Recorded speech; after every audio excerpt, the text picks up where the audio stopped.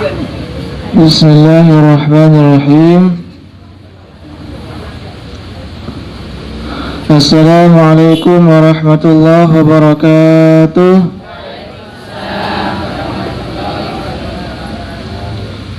Alhamdulillahi rabbil alamin.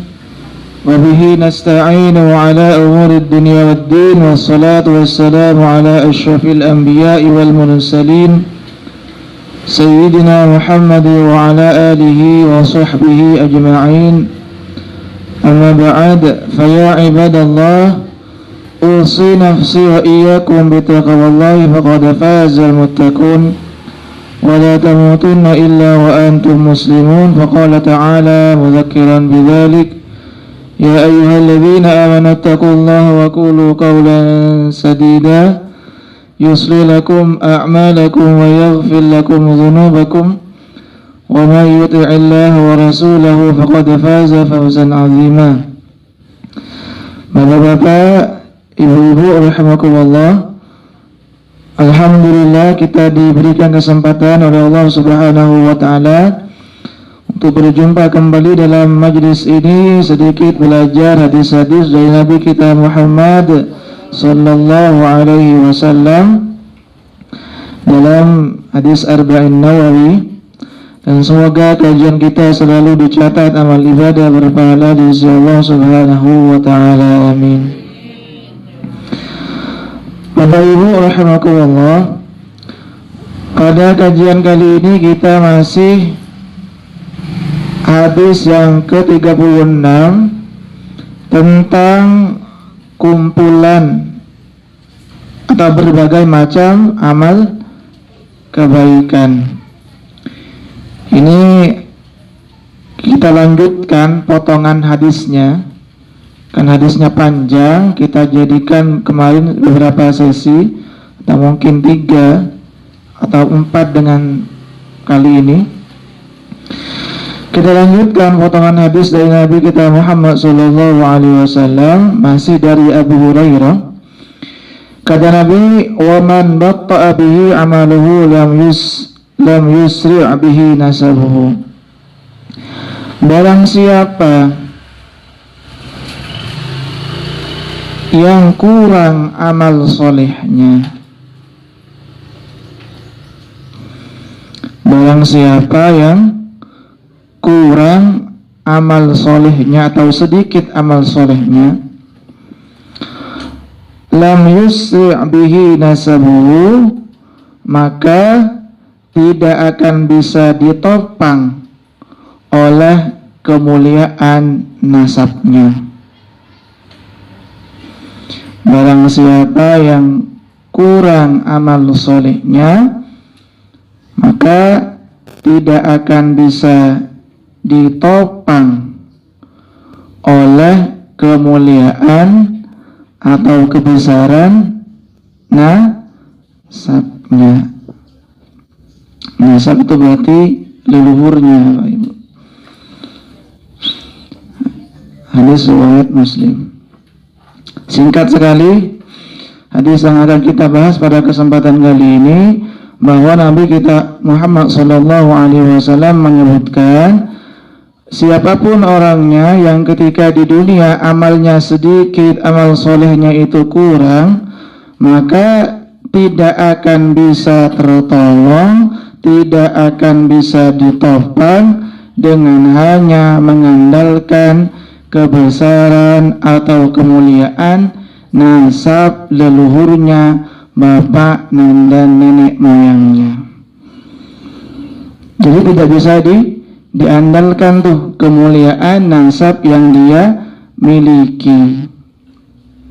Jadi ini memang Bapak Ibu rahimakumullah hadis yang sangat penting sekali, karena kadang-kala kita dalam banyak hal biasanya mengandalkan kebesaran ayahnya, mengandalkan kebesaran orang tuanya, mengandalkan kebesaran leluhurnya. Yang sering kami sampaikan tuh loh, engkong saya Komandan Hansip misalkan, padahal engkongnya dia nggak tahu apa jabatannya gitu. Jadi padahal engkongnya yang sebut-sebut terus, padahal dia tidak punya prestasi sama sekali. Baru komandan Hansip, belum Pak RT atau Pak RW. Jadi makanya dalam sebuah makalah Arab, Bapak Ibu rahimakumullah, disebutkan laisal fata man yaqulu hadza abi walakinnal fata man yaquluha anadha. Seorang pemuda yang sejati itu adalah orang yang tidak mengatakan itu ayahku. Tapi pemuda yang luar biasa itu adalah dia berani mengatakan ha anadha, inilah saya. Jadi dia mendapatkan kemuliaan tidak mengandalkan kemuliaan, kebesaran yang sudah didapat oleh kebesaran orang tuanya. Tidak mendompleng kalau bahasa sekarang ini. Tidak mengeko, tidak mendompleng kebesaran orang tua. Dia berusaha sekuat tenaga hasil kerja kerasnya itu. Termasuk juga dalam hal amal-amal soleh. Kita tidak bisa, Bapak Ibu rahimakumullah, mengandalkan, mendompleng kesolehan yang dimiliki oleh orang tua. Walaupun kita bersyukur, alhamdulillah, ketika kita misalkan ditakdirkan oleh Allah memiliki orang tua yang soleh dan soleh, alhamdulillah sekali. Karena dengan itu mungkin kita juga akan dididik dengan kultur budaya yang soleh dan soleha.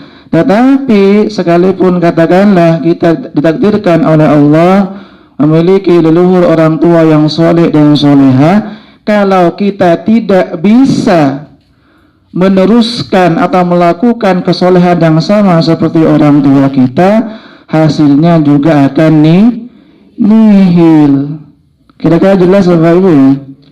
Sangat jelas sekali, dan banyak contoh kasus bagaimana nasab kemuliaan orang tua itu na'udzubillah tidak dimiliki oleh anak-anaknya atau oleh anaknya lah, tidak banyak.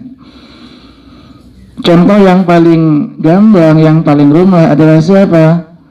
Nabi Nuh alaihi salam.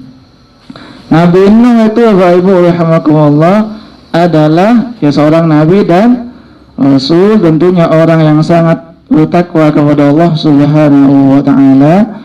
Ternyata na'udzubillahnya salah satu putra beliau, salah satu anak beliau membangkang, menentang, tidak mau melanjutkan ketakwaan dan kesolehan yang sudah dirintis, diperjuangkan, dilaksanakan oleh orang tuanya. Siapa? Nabi Nuh itu tadi.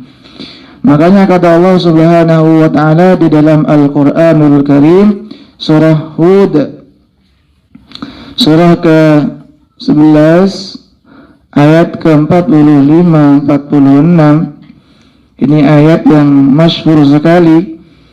Kata Allah Subhanahu wa taala, وَنَادَى نُوحُ رَبِّي Ya Allah, inna ibni min ahli. Sesungguhnya Nuh itu wanada Nuhu rabbahu faqala rabbi inna ibni min ahli wa inna wa'daka al-haqq wa anta ahkamul hakimin. Jadi setelah Kan'an, putranya Nabi Nuh itu ditenggelamkan oleh Allah melalui perantara apa? Ya banjir, karena hujan. Ternyata setelah ditenggelamkan putranya Nabi Nuh ini, Nabi Nuh tentunya sebagai seorang ayah kasihan. Kata orang Jawa rakolu, nggak tega melihat anaknya tenggelam.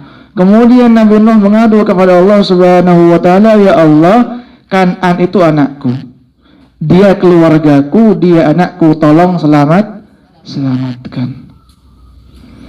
Ternyata permintaan ini ditolak atau diluruskan, dibantah oleh Allah Subhanahu wa taala dengan surah Hud tadi ayat 46-nya. Kata Allah, qala ya Nuh innahu laisa min ahlik innahu amalun ghairu sholih.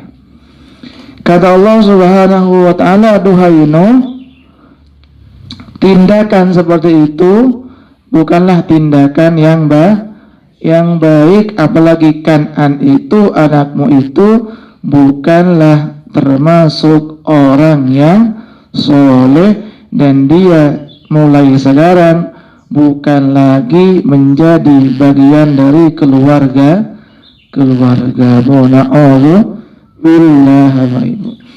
Jadi tidak ada lagi hubungan nasab di situ, tidak ada lagi hubungan darah di situ, karena antara Kan'an dan Nabi Nuh tidak ada ikatan iman, tidak ada ikatan ketakwaan dan kesolehan.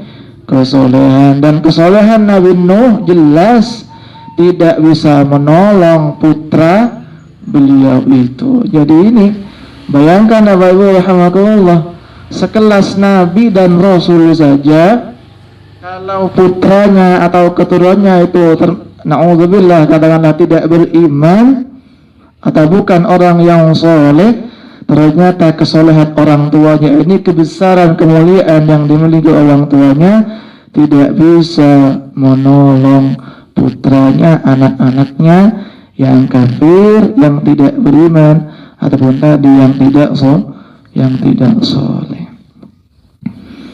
Maka apa yang perlu kita lakukan Bapak Ibu rahimakumullah, ketika kita katakanlah alhamdulillah, insyaallah misalkan kita dicatat oleh Allah termasuk orang-orang yang soleh dan soleha, apa kemudian yang perlu kita lakukan agar anak cucu kita, keluarga kita juga berusaha untuk melakukan aktivitas-aktivitas amal soleh juga?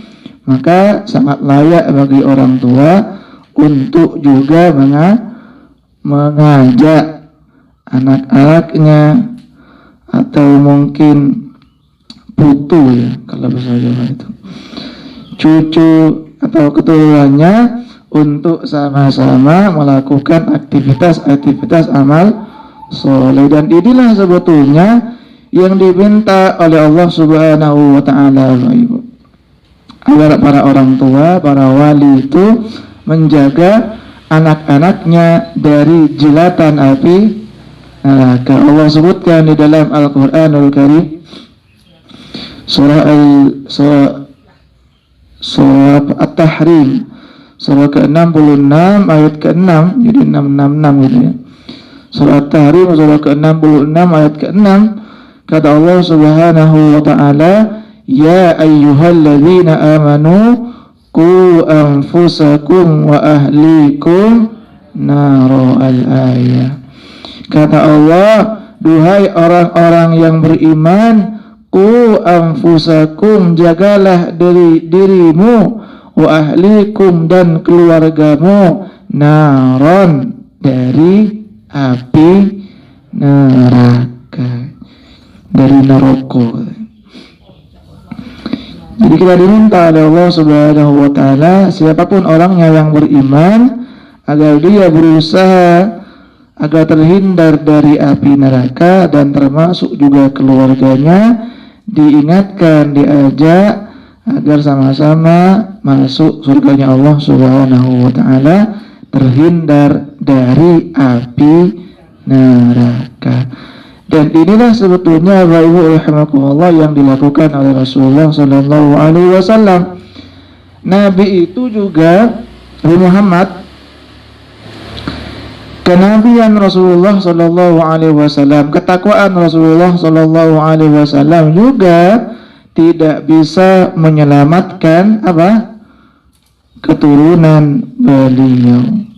Dalam hadis yang sahih diriwayatkan Bukhari dan Muslim, kata Rasulullah sallallahu alaihi wasallam, ya Fatimah bintu Muhammad, ya Fatimah putrinya Muhammad sallallahu alaihi wasallam, kata Rasulullah, ya, silni ma syi'tu min mali, kata Rasulullah, kamu bisa saja Fatimah minta harta kepadaku, minta uang, katakanlah seperti itu, Tetapi kata Rasulullah, la ughni anki minallahi syai'a. Tetapi perlu kamu ingat bahwa saya sama sekali tidak bisa menghindarkanmu dari azab Allah Subhanahu wa ta'ala, kecuali atas dasar apa? Ketakwaan, kesolehan yang kamu miliki, bukan yang saya miliki, kata Rasulullah sallallahu alaihi wasallam. Bayangkan itu.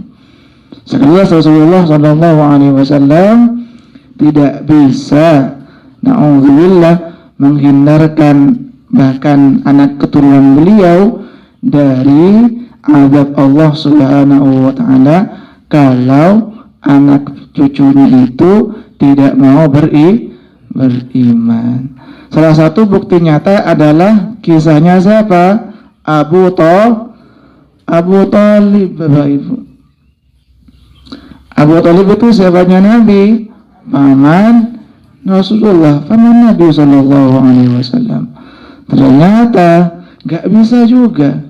Rasulullah gak bisa memberikan syafaat, gak bisa menolong paman yang beliau cintai, karena pamannya itu adalah na'udzubillah tidak beriman kepada Rasulullah sallallahu alaihi wasallam.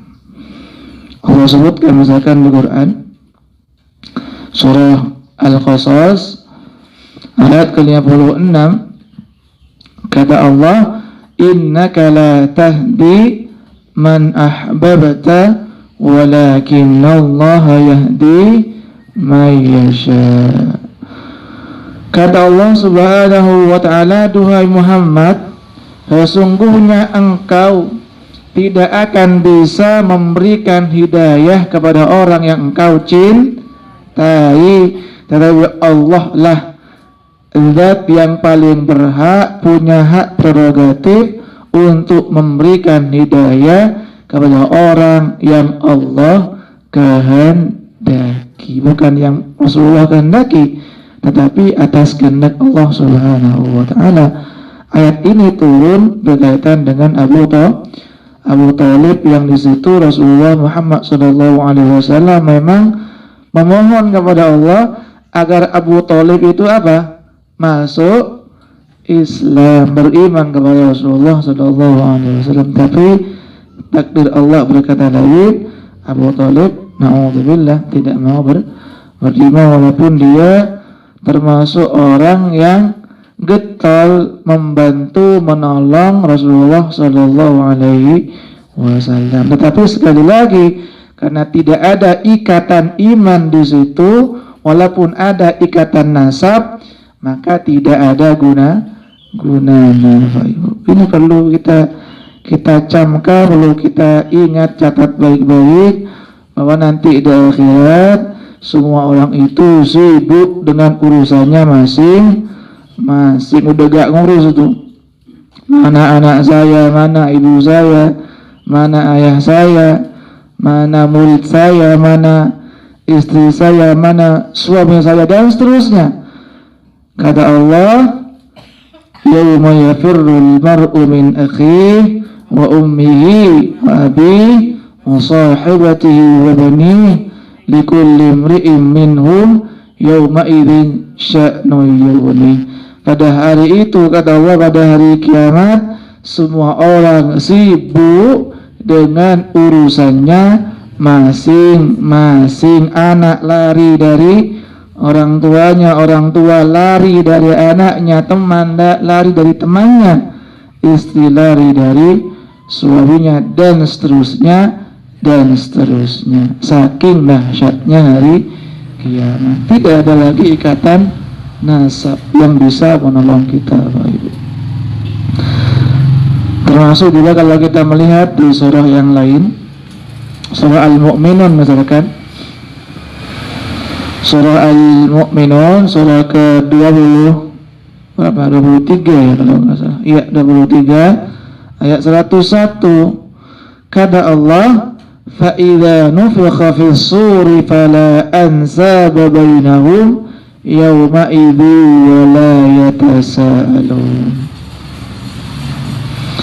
Apabila sangkakala, apa sangkakala itu? Ya itu trompet. Jadi trompetnya Nabi malaikat siapa?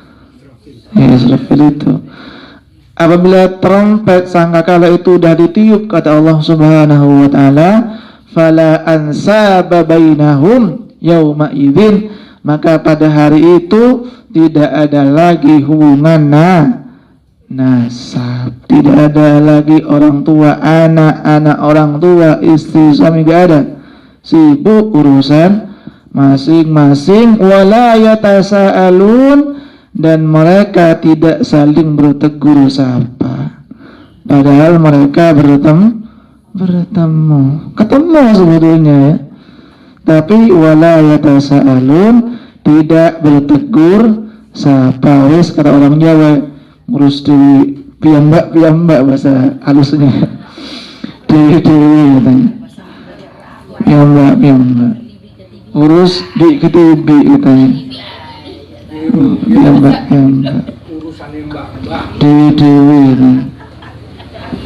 itu kalau sudah hari kiamat Bapak Ibu, gak ada urusan ya. Iya, piyambak. Jadi itu Bapak Ibu rahimakumullah, kita kembali kepada hadis tadi bahwa Nabi kita Muhammad SAW, bahwa kita tidak layak mengandalkan, mendompleng kesolehan, kemuliaan yang dimiliki oleh orang tua kita. Yang paling layak kita lakukan adalah bagaimana kita juga berusaha untuk bisa melakukan kesolehan yang sama atau bahkan melampaui kesolehan yang dilakukan, dimiliki oleh leluhur dan orang tua kita, Pak Ibu. Jadi tadi kami contohkan ada Nabi Nuh, salah satu putranya tidak beriman. Tapi ada juga Bapak Ibu rahimakumullah, orang tuanya kafir, bahkan didengkotnya kafir gitu ya, tetapi putranya, anaknya soleh, beriman dan menjadi panglima perang Islam. Siapa itu? Khalid bin Walid. Khalid bin Walid itu siapa ayahnya Khalid bin Walid? Ya Walid, kan Khalid bin Walid kan. Ya Khalid bin Walid, Khalid anaknya Walid, berarti siapa ayahnya Khalid? Ya Walid itu. Jadi Khalid bin Walid ini punya ayah ya Walid, ayahnya bin Mughirah. Jadi Khalid bin Walid bin Mughirah, Khalid bin Walid bin Mughirah. Kok gak nyambung kayaknya. Jadi bukan Bujirah ya, Khalid bin Walid bin Mughirah. Lah Walid bin Mughirah ini ayahnya Khalid bin Walid. Ini diabadikan di Quran sikapnya itu, sifat kedurhakaannya. Allah sebutkan di Quran surah Al-Qalam surah ke-11 dan seterusnya, apa dia 10-nya ya. Kata Allah, wala tuti' kulla hallafin mahin hammazim masya'im binamim manna'il lil khairi mu'tadin athim utulim ba'da dhalika zanim an kana dha mali wa banin idza tutla alaihi ayatuna qala asatirul awwalin, dan seterusnya. Ayat ini ya Bapak Ibu rahimakumullah diturunkan secara khusus oleh Allah kepada seorang kafir, musuh Nabi SAW, yang bernama siapa tadi? Walid bin Mughirah, ayahnya Khalid bin Walid. Kata Allah Subhanahu wa ta'ala, janganlah ikuti Walid bin Walid, dia tukang dusta, dia tukang sumpah, dia tukang mengadu domba dan seterusnya. Jadi segala bentuk kejelekan Allah nisbatkan kepada Walid bin Mughirah, ayahnya Khalid bin Walid. Ternyata Bapak Ibu rahimakumullah, sekalipun Walid bin Mughirah ini musuh Nabi SAW, didengkotnya orang kafir, ternyata dia punya salah satu putra atau anak namanya Khalid bin Walid, dan Khalid bin Walid ini nanti masuk Islam, dan dia Khalid bin Walid adalah salah satu panglima terbaik yang pernah dimiliki oleh umat Islam. Bayangkanlah itu. Ayahnya denengkotnya kafir, ternyata anaknya apa? Panglima muslim terbaik, malah itu salah satu yang terbaik. Jadi itu kalaulah Allah berkehendak, Bapak Ibu. Dan memang kita bisa melihat, Bapak Ibu, ya, betapa banyak orang tuanya mungkin gak bisa baca Quran, anaknya hafal Quran. Ada nggak itu ya? Saya nggak tahu soalnya, ada nggak ya, Bang? Ada ternyata ya. Ada. Nanti contohnya Pak Iqbal yang ngasih ya. Jadi ada, ayo, ada orang tuanya, mohon maaf, katakanlah bahkan nggak bisa sholat mungkin ya, putranya ngajarin sholat. Banyak contoh-contoh seperti itu. Artinya Bapak Ibu rahimakumullah, kita tidak perlu berputus asa, walaupun mungkin saya atau mungkin Bapak Ibu di sini mungkin tingkat keilmuan kita tentang Islam masih rendah, atau mungkin tingkat kesolehan kita juga masih pas-pasan. Insya Allah dengan hidayah Allah Subhanahu wa Ta'ala, anak cucu kita bisa melampaui prestasi ibadah, prestasi keilmuan yang dimiliki oleh kita. Katakanlah mungkin Pak Iqbal gitu ya. Saya bersaksi Pak Iqbal orang soleh ya, Pak Ibu. Insya Allah. Tetapi bisa jadi anak cucunya melampaui kesolehan Pak Iqbal. Itu. Insya Allah seperti itu, Bapak Ibu. Jadi sangat-sangat bisa. Iya kata Bujira, Pak. Gitu. Jadi itu tidak perlu minder yang mungkin belum soleh. Yang soleh juga tidak perlu percaya diri. Saya soleh, anak saya juga kan soleh. Enggak begitu juga rumusnya itu. Enggak begitu juga formulanya katanya. Bisa jadi malah kebalikannya. Dan ini mohon maaf sekali ya Bapak Ibu rahimakumullah, juga terjadi kepada Nabi Ibrahim alaihissalam. Siapa? Ibrahim alaihissalam.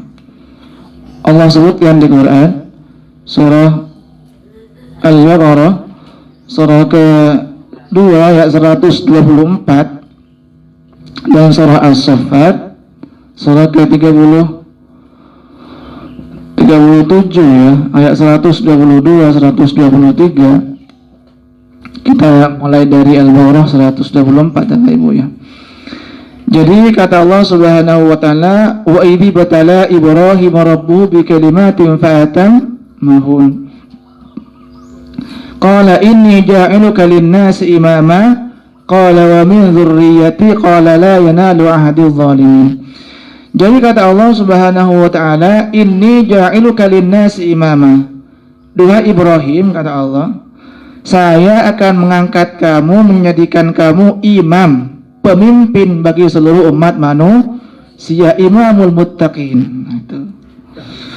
Kata Allah, Ibrahim saya akan angkat kamu menjadi imamul muttaqin, imamun nas, pemimpin bagi orang-orang bertakwa, pemimpin bagi seluruh umat manusia. Lah, ketika Allah menawarkan itu kepada Nabi Ibrahim meminta kepada Allah, qala min dzurriyyati, kalau begitu ya Allah tolong juga angkat anak-anak saja jadi pemimpin juga, kata Nabi Ibrahim. Namanya seorang ayah lumrah gitu ya. Ayahnya pejabat, anaknya juga ingin jadi pejabat lumrah seperti itu. Anaknya pesepak bola, ayahnya pesepak bola, anaknya dari bola sejak di kandungan.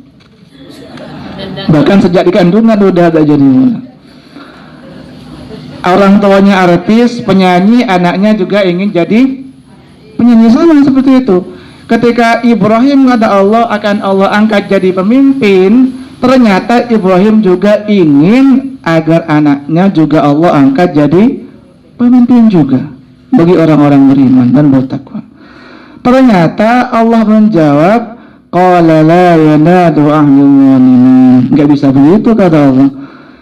Janji saya ini tidak berlaku kepada keturunanmu yang zalim. Artinya Bapak Ibu rahimakumullah, sangat terbuka kesempatan bahwa na'udzubillah ada garis keturunan Nabi Ibrahim yang termasuk orang-orang yang zalim, yang tidak dijadikan pemimpin oleh Allah Subhanahu wa ta'ala. Walaupun mohon maaf, Ibrahim itu keturunannya banyak menjadi nabi dan rasul, tapi ada juga keturunan beliau yang tidak meneruskan perjuangan Nabi Ibrahim menjadi orang-orang yang zalim, tidak menjadi orang-orang yang beriman. Ada juga.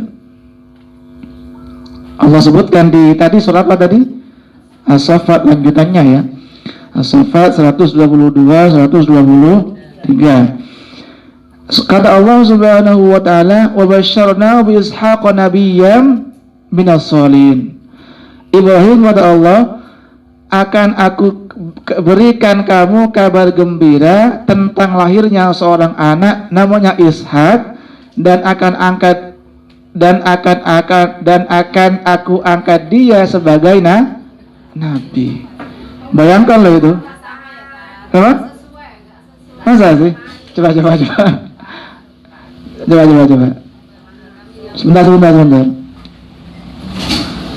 Enggak aku ya. Bentar.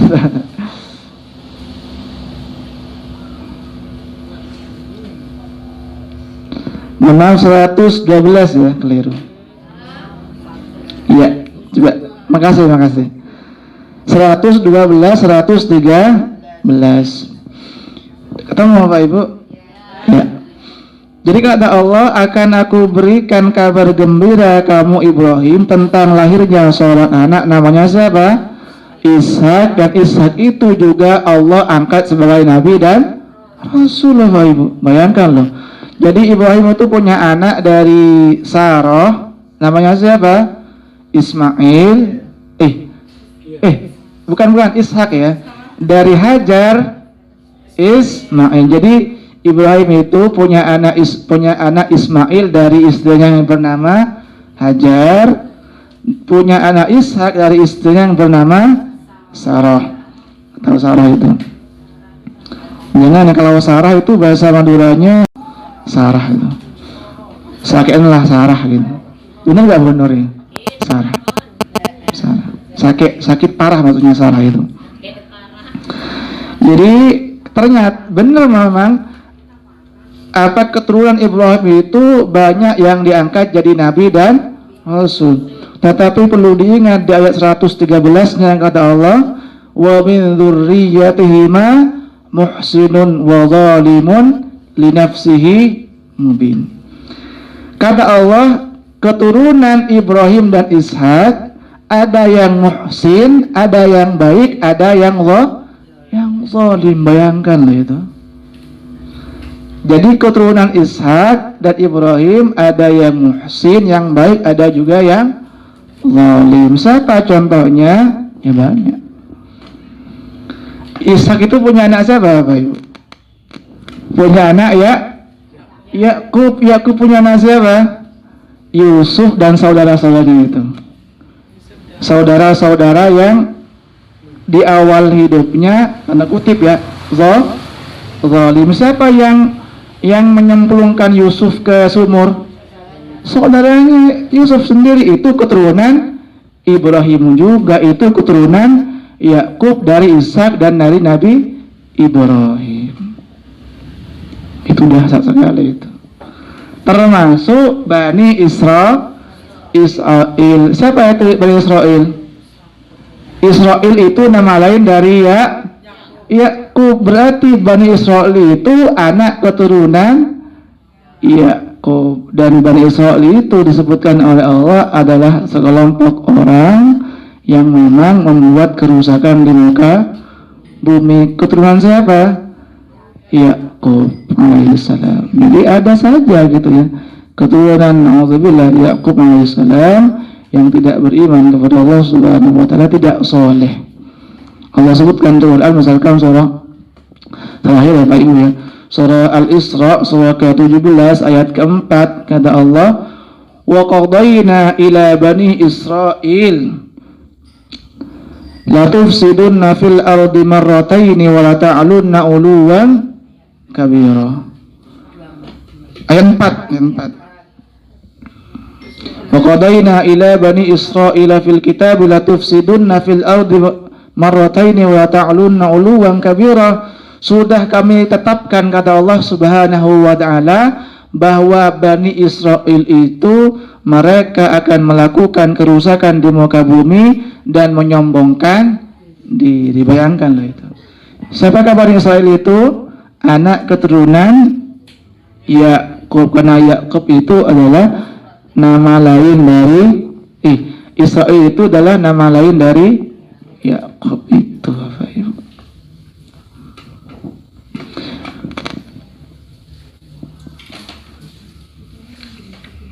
Jadi itu mungkin Bapak Ibu rahimakumullah yang bisa kita sampaikan pada kesempatan kali ini. Pada intinya bahwa yang paling bisa kita bawa untuk menghadap Allah Subhanahu wa taala bukanlah kemuliaan leluhur kita, bukan harta kita, dan bukan apapun.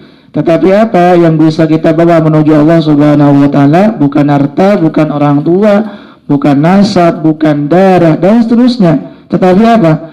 Tapi takwa kita dan amal soleh kita kepada Allah Subhanahu wa taala, ketika kita meyakini inna akramakum indallahi atqakum, bahwa sungguhnya orang yang paling mulia di sisi Allah itu bukan dilihat dari mana dia berasal, entah dia Madura, Jawa, ataupun Sunda, Ustazah Ida gitu ya.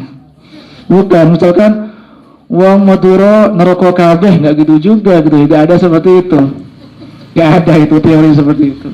Entah Madura, Jawa, Sunda, Arab, Cina, Thailand, Amerika, kalau dia bertakwa, dia mulia di sisi Allah Subhanahu wa taala.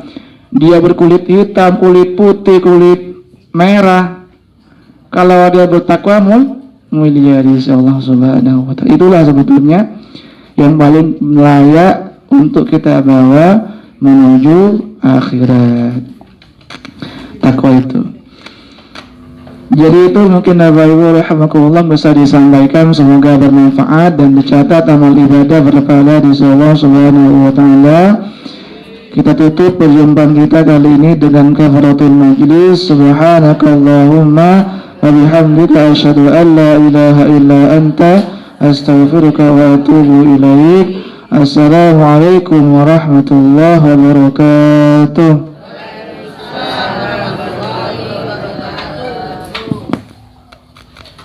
Alhamdulillah.